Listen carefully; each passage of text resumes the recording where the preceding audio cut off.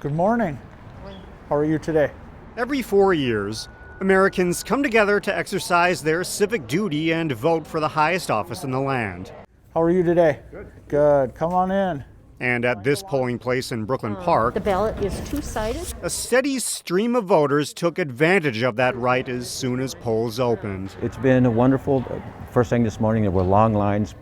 The voters were excited to vote. City officials say Brooklyn Park has more than 47,000 registered voters, 23,000 of which voted early.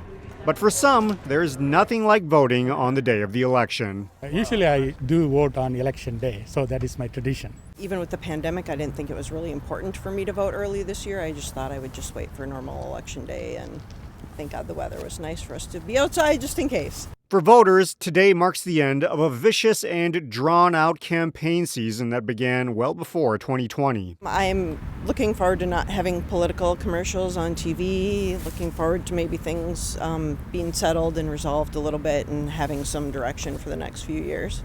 And for election officials, it marks the end of a grueling process, made even more complicated with COVID-19 thrown into the mix. You're planning an election just like you're planning a wedding. You know, you're getting out everything prepared, making all the appointments, all the polling places together, hiring election judges, and it's a long process. Devin Montero says hiring election judges was a complicated process in itself, with many dropping out over fear of the coronavirus. Remember, a lot of our election judges are a lot of seniors. The average age is about 72.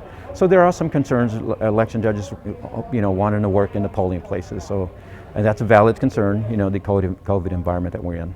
Have you voted here before? Yes. All right. Fortunately, people like Brad Myers stepped in to fill that role. I just wanted to help out our community. I enjoy helping out the community, doing, whatever's needed. For Myers and some of the other poll workers, Election Day ends up being a 16-hour day. Normally, we're here until midnight. But it's a labor of love to ensure that everything runs smoothly and every vote is counted.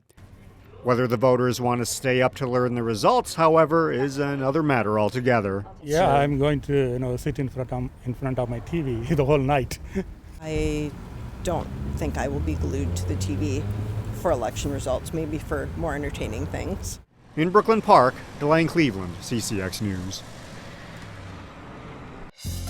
Find more local news stories at ccxmedia.org and follow us on social media.